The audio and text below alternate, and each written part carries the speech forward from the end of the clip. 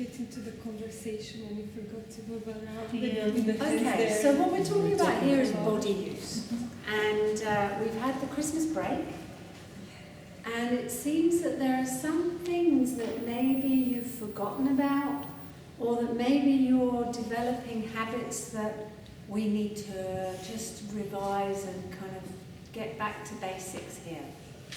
What's important about body use? Why do we teach you dynamic, appropriate body use? Why? For protection. So we don't hurt ourselves. So you don't hurt yourselves. What did you say, Melina? That we don't fatigue that quickly. So you don't get so tired quickly.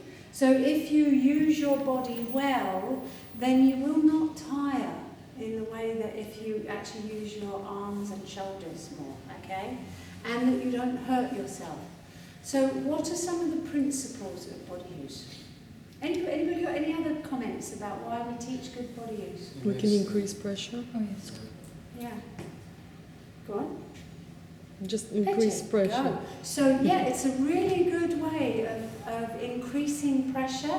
What does it feel like to the person receiving it when you use your body well? It's more consistent. It's more consistent, it's more effective, it feels more flowing. It's more connected as well. It's more connected. Is there any reason not to do it? Okay.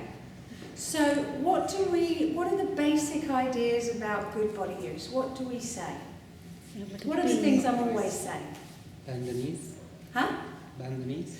Yeah, there's an element of springiness, that the whole of your body needs to be engaged in whatever technique you're using. Straight back and bums out. Yes. That's a very basic, straight back and bums out. But let me do a few straight backs for you, and we'll see if this looks right. No. How's that? No, right. What's not right about that? Your legs. Because your Your legs. feet are too close together. So actually the base needs to be right. So if I'm working side on the couch, then my feet are side on, bent legs, but we've also got this kind of straight back. I mean, that's a straight back, right? Is that right? No. Too straight. So what do we need from the spine? How do we need the spine to be? What do we talk about? Neutral. Natural, neutral.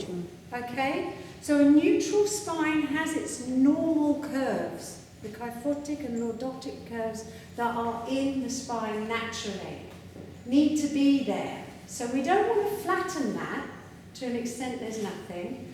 So yeah, very often, whoever's working needs to be aware that their bottom needs to be slightly out, because that's the natural curve.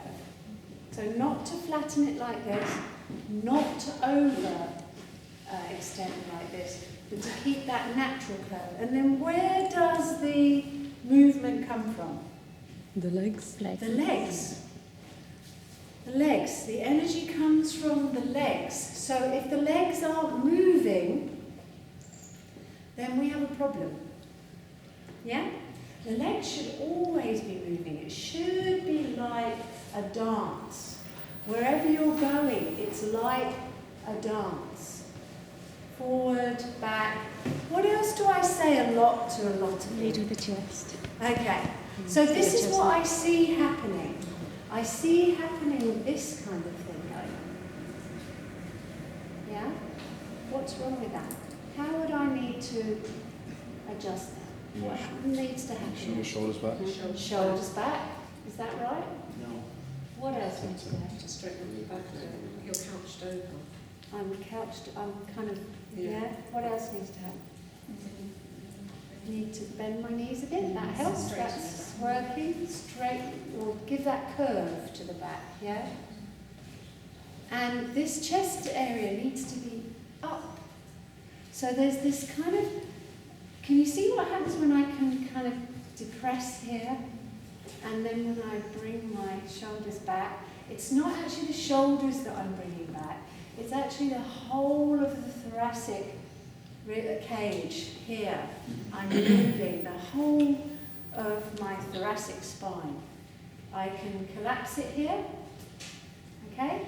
And then my shoulders come forward, and that's not very good. Or I can lift. It's a lift from the diaphragm. Can you try that? So just let it relax and then just let it lift. So you actually haven't moved your shoulders back at all, but your shoulders come with you, right? And I say to a lot of you, kind of, bring your chest up, okay? What's the main reason why your chest starts collapsing in? The muscle get down. Because you start looking down. So you start off well, right? Start off really well, and then there's this. Recognise that? I find my shoulders come up as well. Okay, so your shoulders come up, your head goes down, and what's happening to your body is? Out the window. You're losing it. Okay? So, I want you to consider these aspects. So, and what I also see happening is that there's some lovely movement on the bottom of your bodies. They're moving, but they're kind of not really moving. This is what I see a lot. They're not, I find it really hard to even do. They're not really doing much that's connected. So, in other words, the arms need to flow with your lower body. And I talked to a lot of you about leaning in. So this is what I want you to do today before we go on to anything else. Just using couches, I want you to put your hands on to get in a position where you would be as if you had somebody's leg there or something, and lean into that. And feel that actually it's your legs, your lower body, that's making the movement. Now I'm not slipping anywhere there because it's a vinyl. If you had a sheet on there, you'd be sliding, right? But in a sense, it's better not to have the sheet on. So find a couch that has nothing on, so you can know, that it's actually your lower body that's initiating that movement. So remember also we talked about that horror spotlight, remember? So at no point should your work be outside of that spotlight from your belly. So I shouldn't be doing this. Yeah?